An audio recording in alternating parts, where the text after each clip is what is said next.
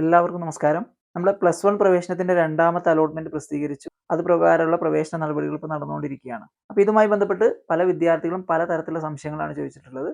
അപ്പോൾ അതുമായി ബന്ധപ്പെട്ടിട്ടുള്ള ഒരു വീഡിയോയാണ് ഇന്ന്. നമുക്കറിയാം +1 പ്രവേശനത്തിന്റെ മുഖ്യഘട്ടത്തിലെ രണ്ടാമത്തെ അലോട്ട്മെന്റ് ആണ് ഈ 9-ാം തീയതി പ്രസിദ്ധീകരിച്ചത്. ഈ രണ്ടാമത്തെ അലോട്ട്മെന്റ് പ്രകാരം ആദ്യമായിട്ട് അലോട്ട്മെന്റ് ലഭിച്ച ആളുകളും അതുപോലെ തന്നെ ആദ്യ അലോട്ട്മെന്റ് കിട്ടിയിരുന്നു. രണ്ടാമത്തെ അലോട്ട്മെന്റ് വന്നപ്പോൾ പുതിയ ഓപ്ഷനിൽ അലോട്ട്മെന്റ് ലഭിച്ച വിദ്യാർത്ഥികളും നിങ്ങൾക്ക് അലോട്ട്മെന്റ് ലഭിച്ച സ്ഥാപനത്തിൽ നിങ്ങൾ പ്രവേശനം നേടണം. നിങ്ങൾക്ക് ഒന്നാമത്തെ ഓപ്ഷനിൽ നിങ്ങൾ കൊടുത്ത കോഴ്സിന്റെ ലിസ്റ്റിൽ ഒന്നാമത്തെ ഓപ്ഷനിലാണ് നിങ്ങൾക്ക് അലോട്ട്മെന്റ് ലഭിച്ചത് എങ്കിൽ നിങ്ങൾ സ്ഥിര പ്രവേശനം നേടണം. ഇനി നിങ്ങൾക്ക് ഇപ്പോൾ അലോട്ട്മെന്റ് ലഭിച്ചത് രണ്ടാമത്തെ, മൂന്നാമത്തെ, നാലാമത്തെ, അഞ്ചാമത്തെ അങ്ങനെ ഒന്ന് ഒഴികെയുള്ള മറ്റേതെങ്കിലും ഓപ്ഷനിലാണ് അലോട്ട്മെന്റ് ലഭിച്ചിട്ടുള്ളത് എങ്കിൽ നിങ്ങൾക്ക് നിങ്ങളുടെ താല്പര്യം അനുസരിച്ച് നിങ്ങൾക്ക് സ്ഥിരപ്രവേശനമോ അല്ലെങ്കിൽ താൽക്കാലിക പ്രവേശനമോ നേടാം. ഇപ്പോൾ കിട്ടിയതിൽ തൃപ്തനാണ്, ഞങ്ങൾക്ക് വേറൊരു സ്ഥലത്തേക്ക് മാറണ്ട, അവിടെ തന്നെ മതി എന്നുള്ള ആളുകൾക്ക് എന്ത് ചെയ്യാം, സ്ഥിരം അഡ്മിഷൻ എടുക്കാം.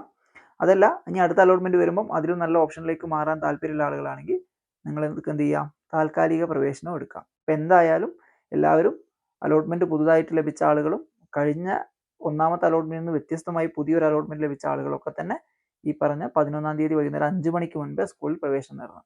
പ്രവേശനം നേടിയിട്ടില്ലെങ്കിൽ നിങ്ങൾ നോൺ ജോയിനിങ് ആയിട്ട് നിങ്ങളെ മാറും.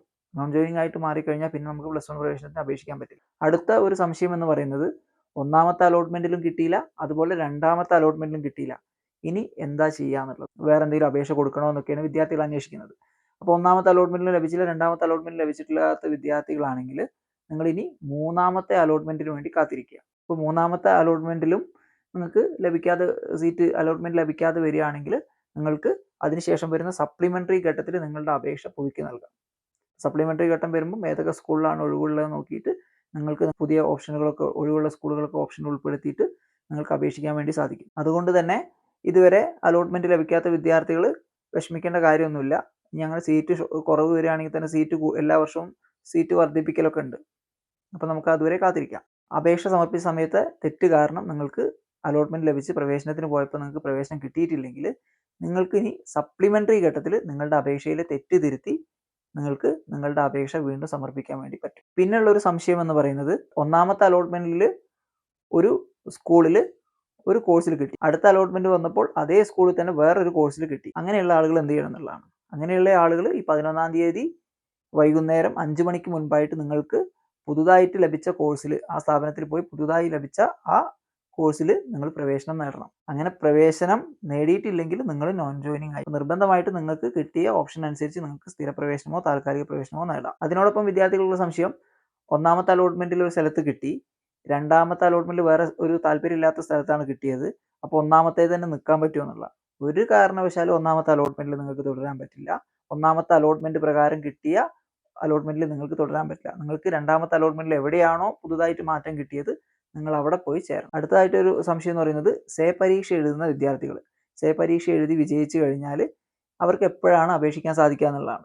സപ്ലിമെന്ററി ഘട്ടത്തിൽ തന്നെയാണ് ഇത്തരത്തിൽ സേ പരീക്ഷ എഴുതി പാസ്സാകുന്ന ആളുകൾക്കും അപേക്ഷിക്കാൻ വേണ്ടി സാധിക്കും. പിന്നെ ഭൂരിഭാഗം ആളുകൾക്കുള്ളൊരു സംശയം എന്ന് പറയുന്നത്, ആദ്യ അലോട്ട്മെന്റിൽ ഒരു സ്കൂളിൽ ഒരു കോഴ്സിന് കിട്ടി, രണ്ടാമത്തെ അലോട്ട്മെന്റ് വന്നപ്പോഴും അതേ സ്കൂളിൽ അതേ കോഴ്സിന് തന്നെയാണ് അലോട്ട്മെന്റ് ലഭിച്ചിട്ടുള്ളത്. അതായത് നോ ചേഞ്ച്, അലോട്ട്മെന്റിൽ വ്യത്യാസമൊന്നുമില്ല, ഒന്നാമത് ലഭിച്ച തന്നെയാണ് രണ്ടാമത് ഉള്ളത്.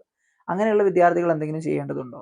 അങ്ങനെയുള്ള വിദ്യാർത്ഥികൾ തൽക്കാലം നിലവിൽ ഒന്നും ചെയ്യേണ്ടതില്ല. അതായത് നിങ്ങൾ അടുത്ത മൂന്നാമത്തെ അലോട്ട്മെന്റിൽ അതിനേക്കാൾ മെച്ചപ്പെട്ട ഓപ്ഷൻ കാത്തിരിക്കുന്ന ആളുകളാണെങ്കിൽ നിങ്ങൾ ഒന്നും ചെയ്യേണ്ട. ഇനിയിപ്പോൾ അതല്ല, ഈ ഇപ്പം ലഭിച്ചിട്ടുള്ള അലോട്ട്മെന്റ് 1-ലും 2-ലും വന്ന ആ സ്കൂളിൽ ഞാൻ പെർമനന്റ് ആകുകയാണ്, ഇനി ഞാൻ മാറാൻ ആഗ്രഹിക്കുന്നില്ല എന്നുള്ള ആളുകളാണെങ്കിൽ നിങ്ങൾക്ക് പോയിട്ട് അവിടെ പെർമനന്റ് അഡ്മിഷൻ എടുക്കാം.